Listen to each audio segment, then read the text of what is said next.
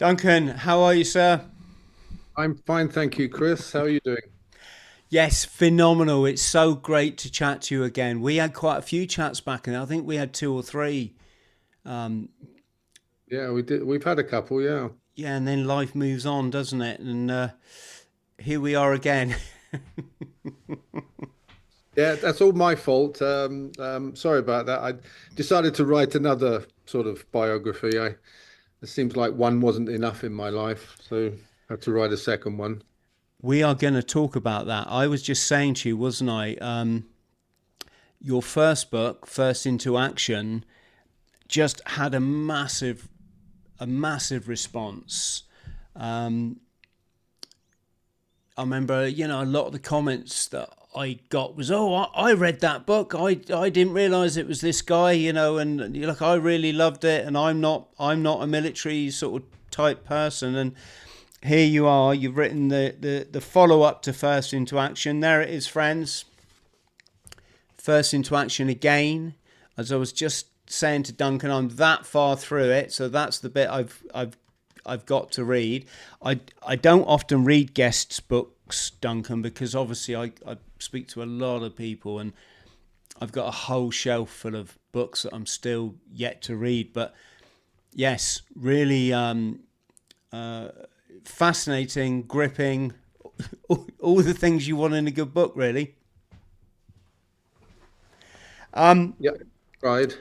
Yes, we were just chatting about Northern Ireland, weren't we? Because that's if we call it a playground, are we being rude? But that was our, we've both been over there, is what I'm trying to say. Yeah, we were talking about going back. I wasn't planning on going back, but while I was over there, actually in 14 in as a young lad, I was flying over Portmore Lock in near Lough Neagh and saw a crashed aircraft sitting. I mean, it's a lock about a k wide, but it's only 4 or 5 foot deep because it's very silty. And anyway, a mate of mine from the det, another bootneck, Mac actually, who's in my first book. We went down and got a little rubber dinghy and went over to it, and it was an aircraft from the Second World War that had crashed, and so we cut, and the machine guns were on it, so we cut them off this huge point .5 Brens, and I've been dragging this gun around for me for the last with me for the last 30 years, various countries with all my gear, and anyway, I one day I thought I'll go on to Google Earth and see if it's still there, and the aircraft was gone. So I did some Googling and I found that it ended up in the Ulster Aviation Museum just south of Belfast, and and so I wrote to them and said, "Hey, look, I see you've restored this thing. Have you? I've got one of the guns." And they kind of freaked out because they haven't got any of the guns. And I said, "Do you want it?" And they just sort of like scrambled and said, "How do we get it?" And I said, "Well, I'll just give it to you." They wanted to pay for it, but I wouldn't hear of it. It belongs to the aircraft. So I sent it there actually, and they said, "When are you going to come over and we'll do a photo session and all that?" And that's when I got a little bit sort of like, I still don't know whether it's completely safe for us, or for all of us old buggers to go over there. So I decided not to. That was the thing I didn't get, mate. About we served in Belfast in '89, and it was we had in modern parlance they call it a kinetic tour. Like things were going bang. Well, I mean, one of the first patrols I was on, Jock, who was behind me in diamond formation, got shot shot 3 times. Um, I'm laughing. He survived, but it was, when you're 19 years old, it was quite exciting.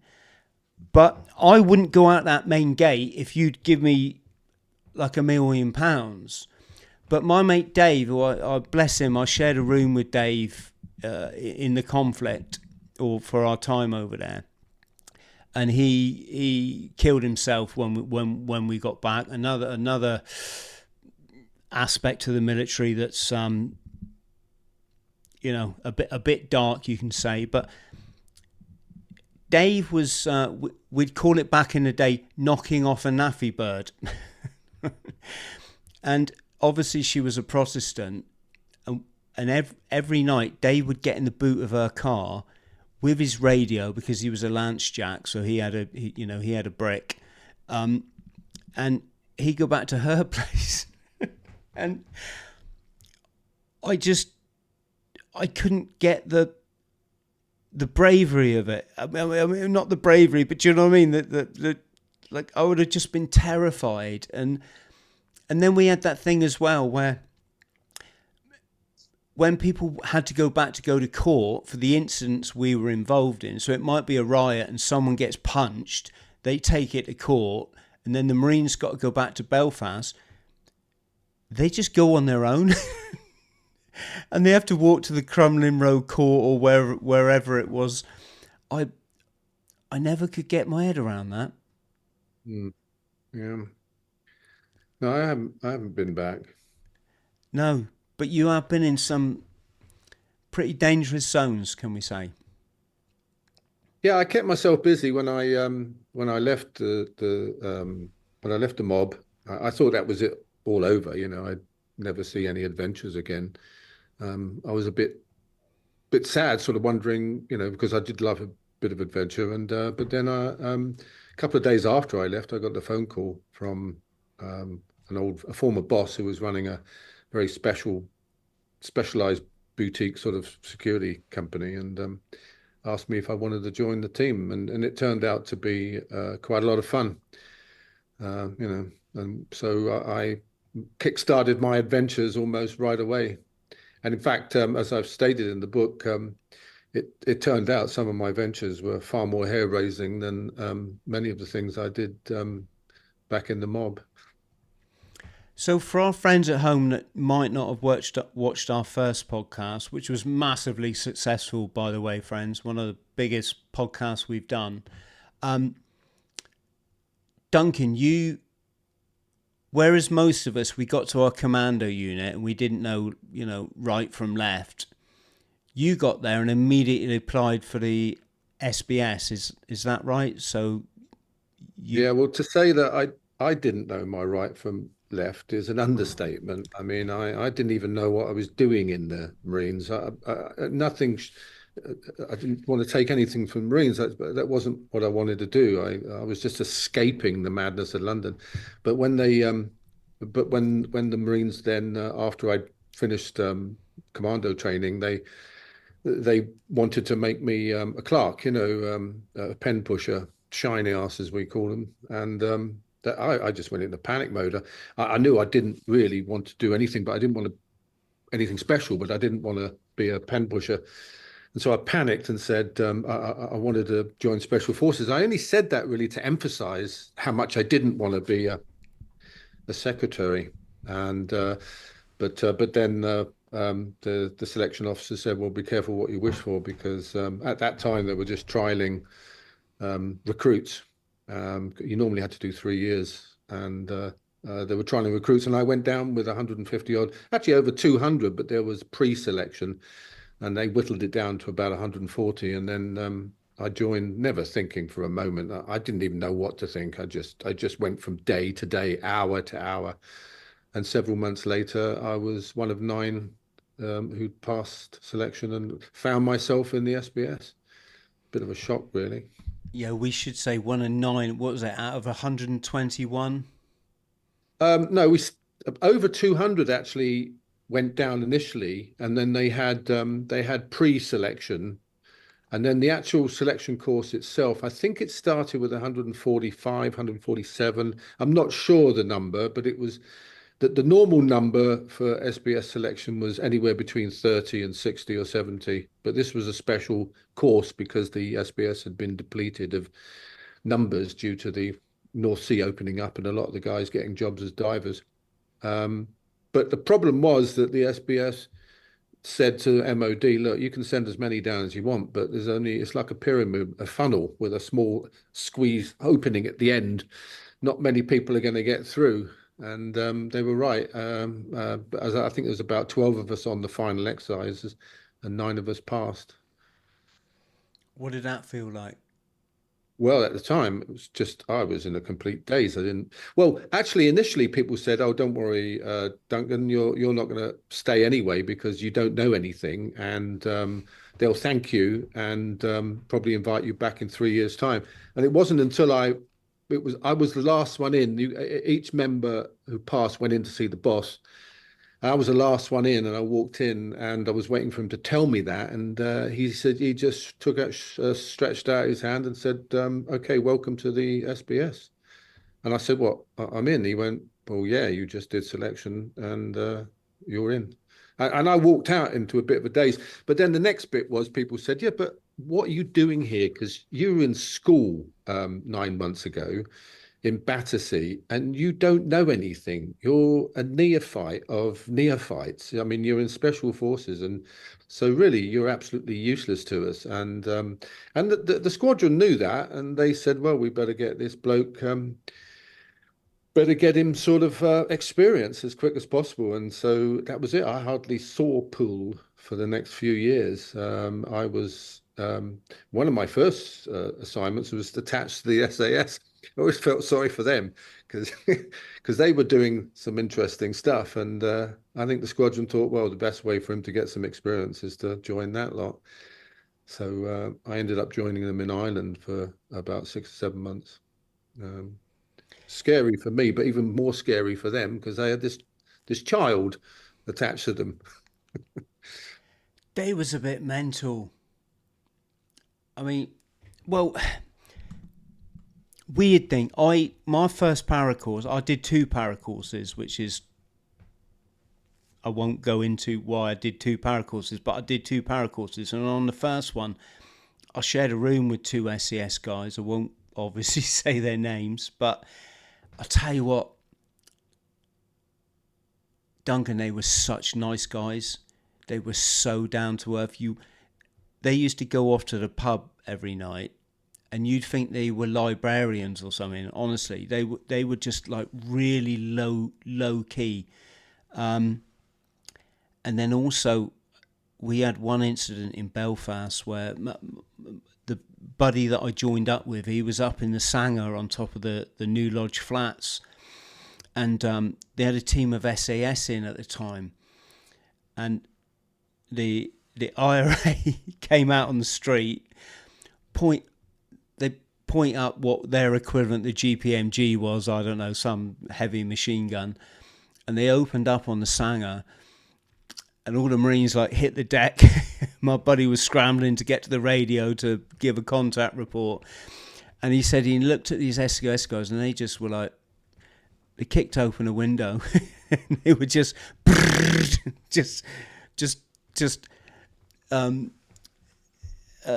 spraying the street down below, and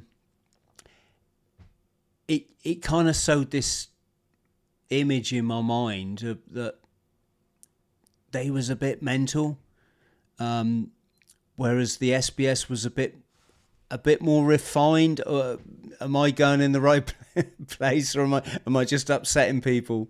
I think I might there'll be a few people who might challenge the word refined when you look at some of the motley crew. But no, I know what you mean. If the SAS were mostly drawn from the paras and the SBS were mostly drawn from the Marines, that might give some idea because the paras were just, in my mind, I worked with a lot of paras and I just found them absolutely crazy. Some of them. I mean, on my para course, when we used to go outside in the morning to muster, they come out of the first and second floor windows. Doing power rolls on, I mean, the occasional broken ankle. I mean, that was my introduction to them. I thought the Marines are pretty hard, but these people are insane and hard. And, and maybe that's a bit of a difference. I worked a lot with the SAS, and I found them to be, yeah, a bit, a bit different. They're very para-like, and the SBS was very bootneck-like. But the ethoses were different. The SAS were very much individuals working together, whereas the ethos in the Marines was always we go together, we go out together, we come back together, sort of thing. It's just the ethos. It was just designed for what you had to do. When you think what the paras had to do, parachuting out ahead of the front line and having just a very limited time and a limited amount of ammunition to achieve their objectives, you needed a different type of person to do that. There weren't, society only produces so many of those people. Closer to the criminal element, I've always said.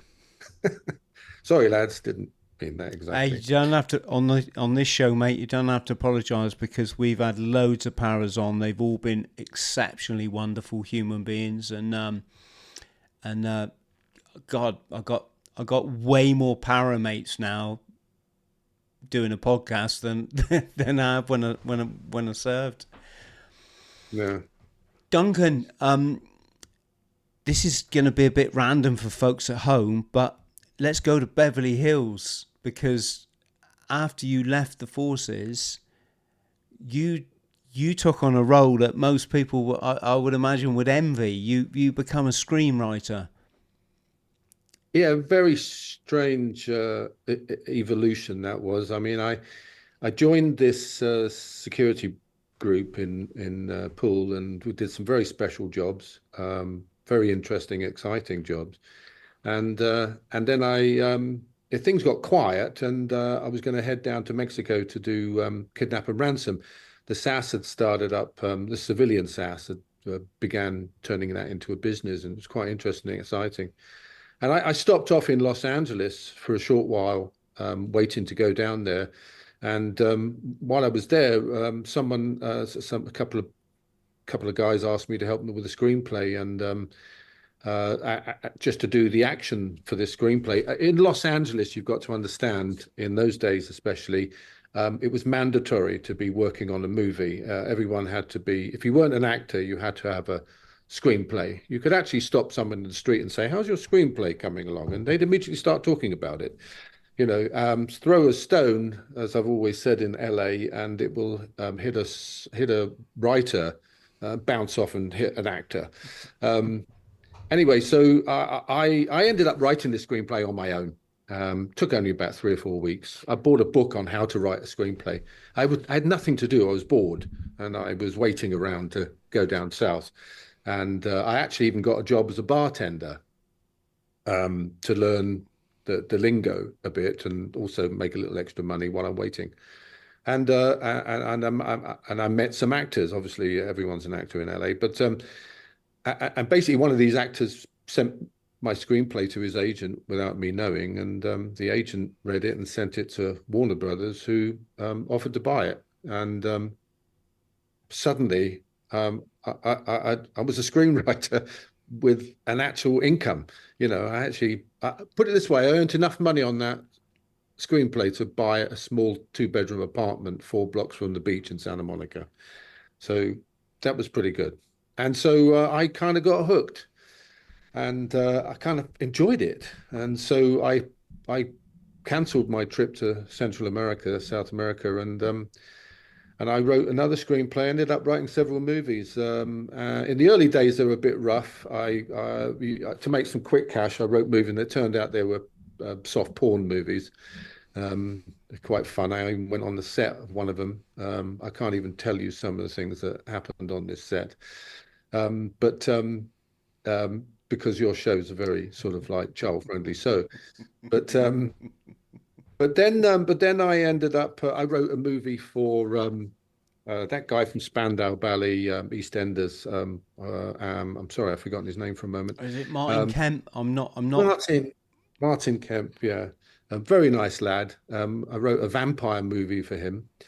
And then my big break came when I actually created a TV show, which called Pacific Blue, which ran for 5 years.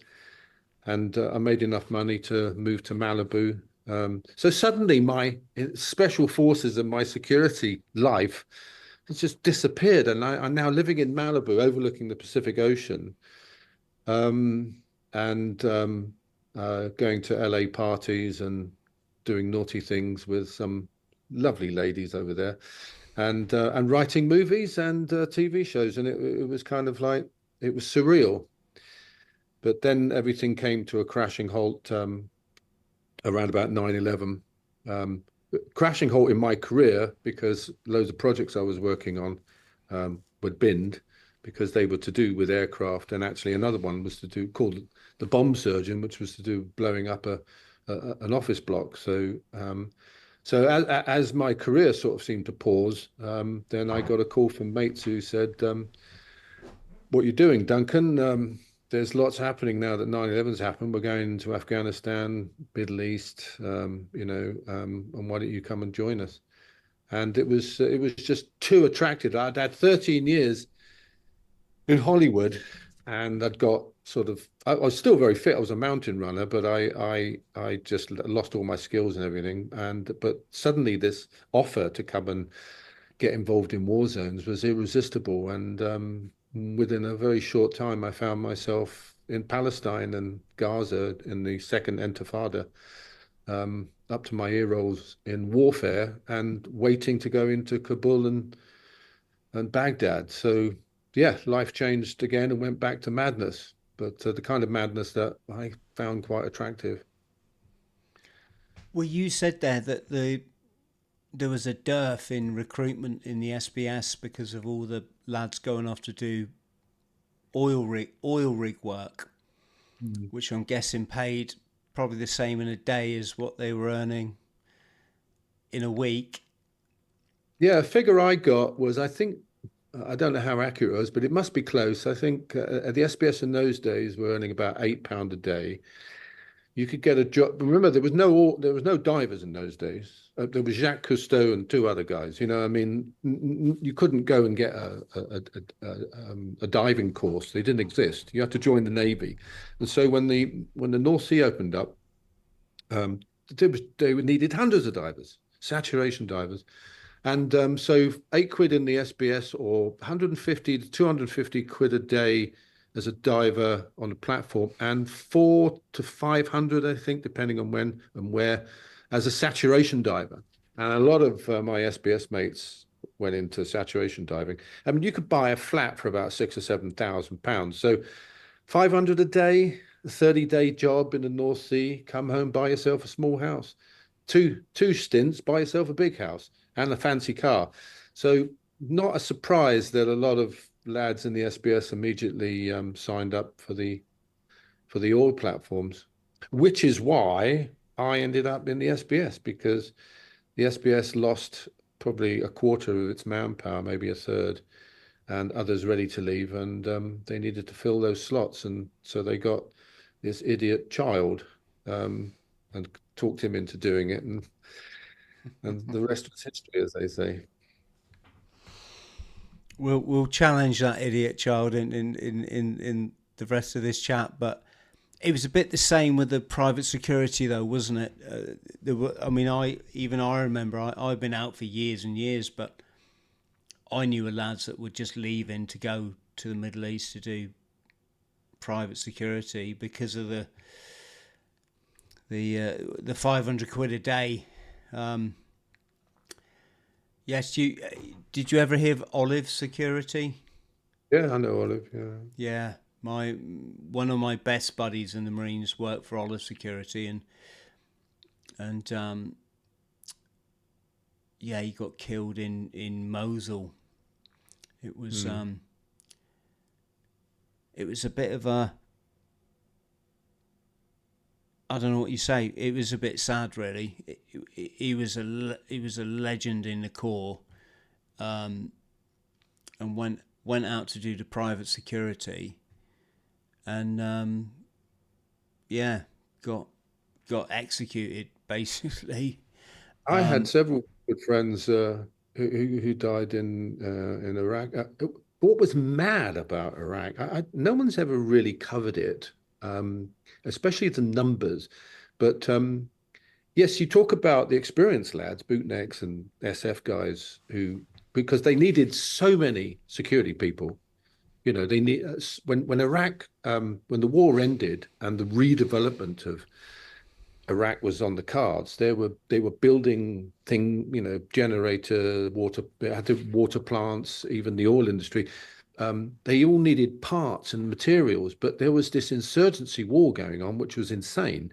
And but they needed civilians to take these pieces of equipment right out into places in the desert, beyond Mosul, and down south, Basra, and so these civilians were turning up to do these security jobs, but there were just too many requirements, so many guys were turning up, and some guys turned up in my hotel.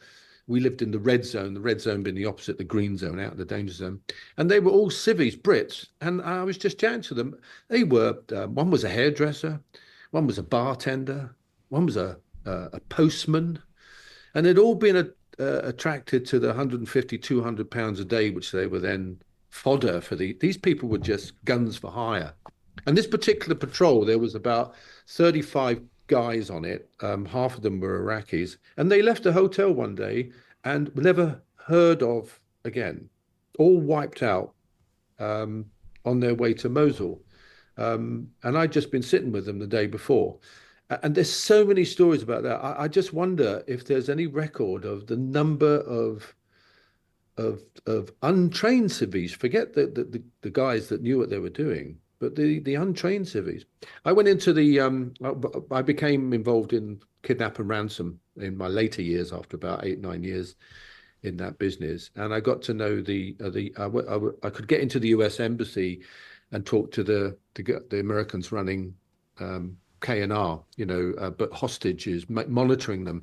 And at one point, I went into this office, and there was over 400 Westerners missing in Iraq, believed to have been captured, and most of these died. Hardly any of them survived. There was hundreds of them. Crazy. But you were in so many of those close call situations. The bit where your cameraman he kind of got, can we say, lost in the crowd and rescued by the shopkeepers. I'm not trying to take anything away from the professionalism of security operatives, but Duncan, is there an element of luck in this? Yeah, there is. But when you think of the number of operations that we did, at the height of activities, well, for over 10 years, but from 2003, we would be doing at least one job a day, sometimes two, but generally at least one a day.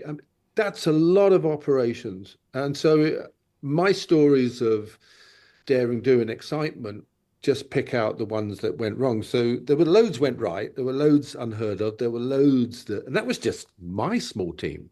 Multiply that by all the other things going on. There were thousands. I must have done over a thousand or so jobs in Iraq alone with CNN and other one or two other networks. So my book just singles out some of the things, the few of those thousand that went crazy, and there was probably 100 of them went wrong. So there's a lot of stories and that's just my experience. There's a lot of stories to talk about. Yes, luck. Are you kidding? Absolutely. You can. In our job, it's all about risk assessment. So you get an objective, you assess the threats, and then you come up with a plan, and you do whatever you can in prevention, and then the rest of your plan is about response. And you come up with all the contingencies, all the what ifs. You remember in our day as bootnecks planning, a huge part of orders was, now what if this goes wrong, and what if that goes wrong, and that's the difference between a neophyte and an experienced soldier, is you can come up with what ifs, many more what ifs and realistic what ifs, whereas an amateur won't be able to figure out the what ifs. But Murphy's law states that if it can go wrong, it will go wrong, and when you least expect it, and you cannot come up with all the what ifs. So that story you're talking about, yeah, that was with a very well-known CNN CNN correspondent and a cameraman, and but we went off piste. You see, we started off with a plan. They wanted to go to one objective, which I planned, and then another story came up, and that's when the red flags for me always start flying, because by this time I was quite experienced, and they wanted to go off piste and go to another job, and I said I haven't planned for this other job, and so but your job is to get the networks, get the news people, get the correspondents a story, and your job is not to put up obstacles; it's to try and make it happen. And that's the pressure, that's the peer pressure. And on that occasion, I did try and make it happen, and then everything went horribly wrong. The wheels fell off the job, and my cameraman got kidnapped. And this was in Fallujah. So for those of you who don't know Fallujah, Sunni Triangle, one of the most dangerous places in the whole of Iraq. And in fact, only a short while later, that's where Blackwater, 4 American security guys were killed and burnt and hung from the bridge. And then the US Marines just tore that city apart and killed hundreds of people. But we were there just a few weeks before it went off. And yeah, so crazy, crazy place. So, Duncan, is it hard working with, I don't want to say civvies, it sounds patronising, but you know what I mean? It is, I've just found in stuff that I've done after I've been in the Corps, where I'm leading expeditions or whatever it is, and it's always people they think they know best, and I just think you've never seen someone die. You know, you've not been in that. It's a bit like car drivers when you're on the motorway and someone's right up the back of you, and you just think, my God, you wouldn't do that if you've been in an accident. Is it hard trying to manage that naivety? It's definitely one of the major challenges of being a private risk manager. I don't like to say security guard because only because it gives an impression, I suppose, someone standing outside of Woolworths or something. But um, I was a risk manager, so my job was to go with a team of media people. Usually, they would give me their objective. I would assess the risks and come up with a plan. But in a team of civvies, the phrase there's a famous phrase. It's like herding cats. I don't know if anyone has ever tried that, but they just wander off wherever they want, all over the place, and they're driven by all sorts of things. First of all, peer pressure, mission, but then you've got individuals are actually shit scared. You've got people who are incredibly naive. They're supposed to have done a sort of a course, an awareness course, but yeah, so it can be very difficult. But everyone's got their mission, and they tend to forget the threat, especially when you're lulled into a false sense of security. So the correspondent, the journalist, is just focused on the story.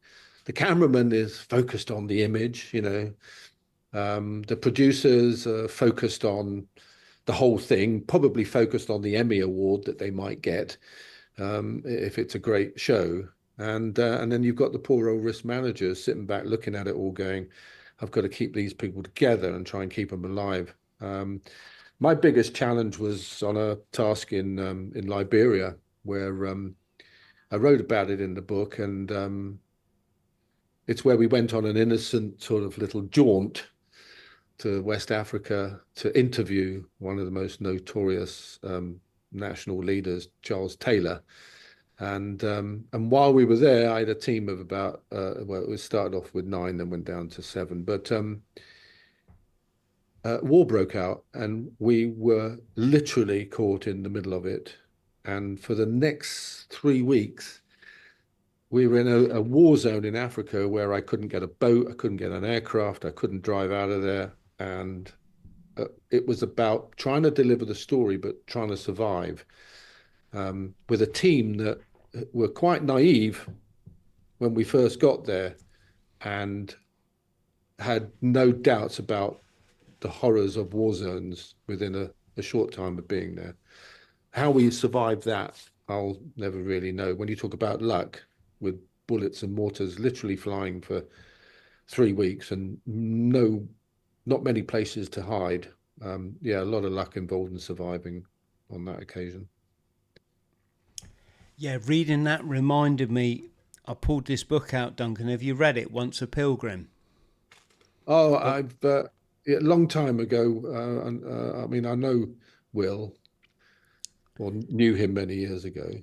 yeah, the bit where he's stuck in a hotel and he's trying to get the people out, and Sierra Leone where he met he met this challenge. Sorry, friends at home, former SAS chap Will Scully, for reasons I won't even go into because I can't remember them, ends up in this hotel in Sierra Leone, in the middle of this massive coup rebel action with 200 soldiers trying to take the hotel down. And as a civilian and a volunteer, he wasn't working for anyone. Will managed to fend off all the guerrillas and escort all the hotel residents to safety. And when I was reading your bit there, Duncan, it really reminded me of the kind of the isolation that you must have felt when there wasn't a lot available to you. Interesting. I've been on a few jobs with Will, and he was supposed to be on that job. And he was. I was in Palestine, and he was busy doing something else, and so the office called up and asked if I would do it. Yeah, crazy madness. And we've got a mutual acquaintance here. I'm just going to get him up on the desktop. Bob Shepherd. Oh, Bob, yeah, wonderful lad. Yes, Bob and I did a podcast way back when. Again, a hugely popular podcast. Yeah, Bob was the first guy to join the SAS from the RAF regiment. Hmm. And you met him was it in Palestine? Yeah, Ramallah. Yeah, he got me out of a bit of a pickle. I didn't know Bob, didn't know him. I did know him actually, but didn't know I knew him, if you put it this way. It turns out when we got together chatting, we'd crossed paths in the early days of the Falklands. We were both assigned to a task to head down into Chile, and that's where we first met each other. And we couldn't remember. Anyway, I was trying to get into Ramallah late one night, and I got caught by an Israeli patrol who were rather nasty, and had no respect for the fact who I was, that I wasn't even Palestinian, or and put a gun to my head, and Bob rescued me because he'd actually been living in Ramallah for about a month, and he'd got to know some of the Israelis, and he's a very interesting character, Bob. Very, very powerful, very big and brutish, but also very bright. So a good combination when you're a risk manager. Yeah, and so that's how I got to know him, and he ended up being a bit of a mentor for my early days. I just arrived in Palestine, and of course he was a bit of quite experienced in the area, so he taught me a lot. Yes, the one thing that piqued not the one thing, but one of the things that piqued my interest in your wonderful book. Dun dun dun. First Into Action again, folks. You can get it from all good booksellers and Amazon, obviously. It was the bit about in Iraq, the SAS that were trying to get the gold and the money. It made me smile because I knew a smudge that he was in the very first Iraq conflict. And as they pushed for Baghdad, he came across a Rolex shop, and it had all been obviously smashed to hell. And there was a safe in it. So Smudge was he was a Royal Engineer, just to give some background. So Smudge went off to get some Semtex to blow open this safe in the Rolex shop. And he said by the time he got back, someone had beat him to it.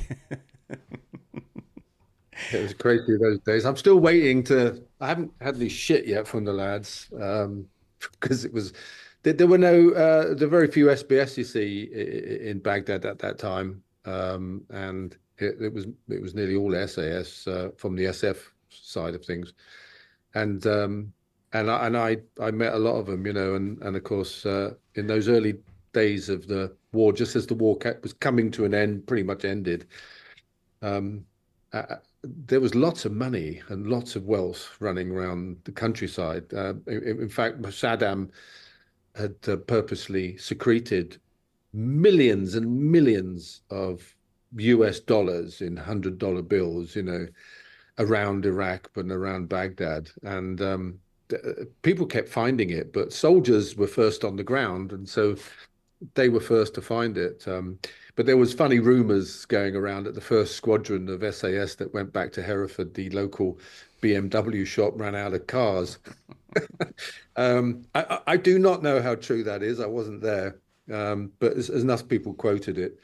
And knowing as I do lads, and I'm not just talking about SAS, as anyone, you wouldn't miss an opportunity. And but I was with a bunch of the lads, and they told me some quite amusing stories about how they came to riches and almost riches, and I wrote a few of them in the book. Haven't had any repercussions yet. I was very careful to word all my accusations, because I slag off a couple of media, well, specifically the BBC, and for corruption, and but I have to word it very carefully so that it's I'm not accusatory, because I don't have the funds to defend myself in court. Yes, it is an interesting one, that. I had the I don't know what they call. Was it like the Special Forces Command? They contacted me. Funny enough, they contacted me through Ollie Ollerton, about a podcast I'd done. Well, that was the information I got, and it was that something, basically that special forces office that kind of what's the word, Duncan, that Investigate. Censors everything. That's the one. The one when you write a book, you have to offer it to them, and they tell you what you're allowed to write, and they blank lots of it out. Anyway, they told me to take this podcast down. I was like, I'm not in the military anymore, and we came to an agreement. You could say there was one bit in it that you could argue highlighted someone's identity, you could say, that probably wouldn't want to be identified. But yes, we got to be careful what we say. When I wrote my first memoir, I haven't even got a copy here, but I really carefully gave everyone pseudonyms for this reason. And lo and behold, Facebook came along.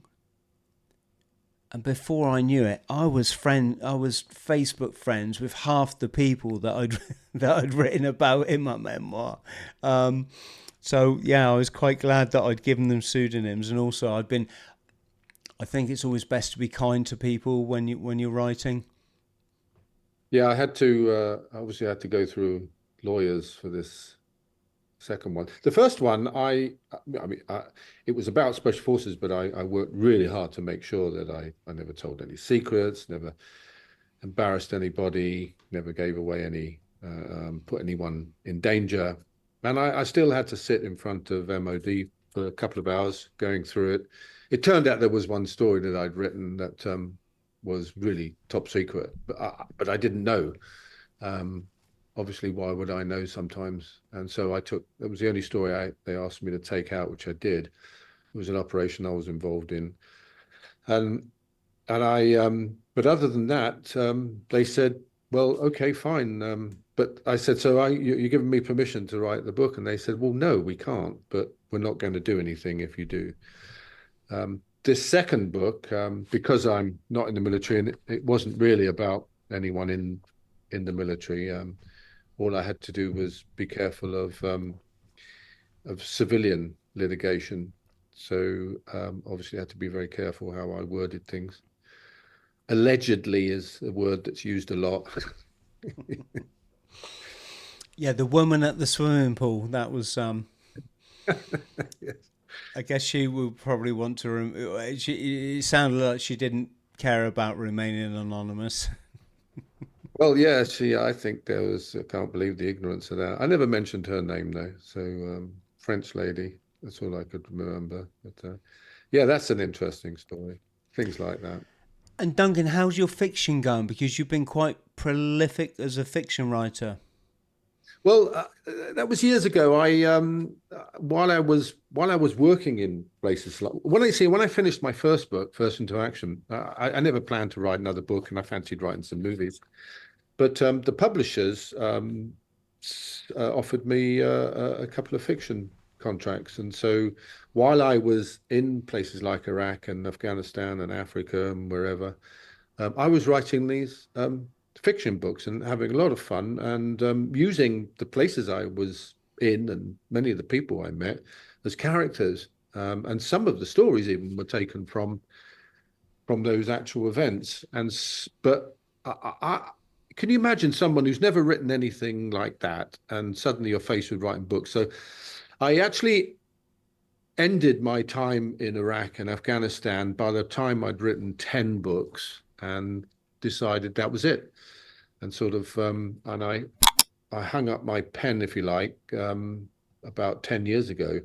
And because I spent the rest of my time, I was really pursuing crisis management, which is a sort of a very cerebral version of risk management. It's a corporate type structure, and I got heavily into that. And there were some big jobs that I was involved in. In fact, I wrote in this book one of the big jobs where I had to rescue nearly 200 souls from Erbil in northern Iraq when ISIS was coming in on them. And then a year ago, I decided, now that I'm getting old and useless, and should not be trusted in the field to take anybody ever again, because something will fall off me, a leg or something, and so I got back into fiction, and I've just started a series of Cold War stories, right about what you know. And I was in the Cold War. That's where I started off, and I met a lot of people and knew a lot of people. Worked against the Russians a bit, and so I've begun with my first Cold War story. It's about espionage, more about spies than special forces, but a lot of fun. And so that's my first book. It goes out next week. I don't know if anyone's going to pick it up. And if not, that's the only thing you'll ever hear about it. I'm sure they will. Duncan, listen, it's been great chatting to you. Thank you so much for coming back on the show. As I said, folks, I told you I'm that far into it. I've got that little bit left left to read, and I don't actually read a lot of books in this time. I normally listen to audiobooks because I don't know why things have changed, but it's been really great to actually get back into reading a book and having that lovely feeling of getting lost in the pages that you don't get with audio. Not that Duncan's book won't be coming out on audio, but yes, fantastic read, folks. Grab yourself a copy. Duncan, stay on the line so I can thank you properly. But Wonderful. On that note, though, I just did my first interaction audio last year. So there's a new audio version of that. And I'm going to be doing the audio of this book next week. Brilliant. Does it take a long time? I'm yet to do it on my books. 4 to 5 days. And you get really bored of the sound of your own voice and reading your own rubbish, but there you go. You've got to be done. What, do you have to go to a studio to do that? Yeah, you sit in a studio, a little sort of soundproof room with a pair of headphones on and a speaker, and you read your book. And there's a director that gives you a bit of a prompt and tries to get you to be a bit more, emotional or, descriptive, and you try your best to sound appropriately emotional at the right point. I guess they have to edit out the bit where you punch him.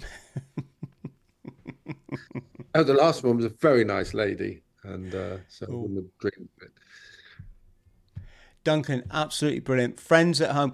Duncan, stay on the line just so I can, after I click record, I can thank you properly. But absolutely brilliant. I wish you all the best with this book and future books. Friends at home, thank you so much for listening in. I just want to give a quick shout out to my Atlantic row. So I'm going to row across the Atlantic next month with my buddy Louis. We're going to be raising awareness of veterans' mental health, basically, something we've all struggled with. And we're going to be raising money for some great charities. So if you can support us, we're only asking people to chuck in a $5.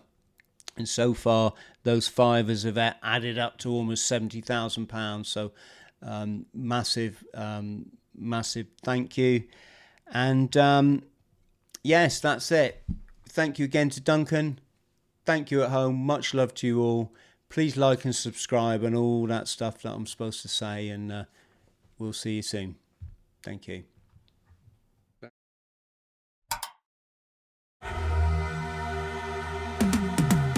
Cause I've been living life right like I could just die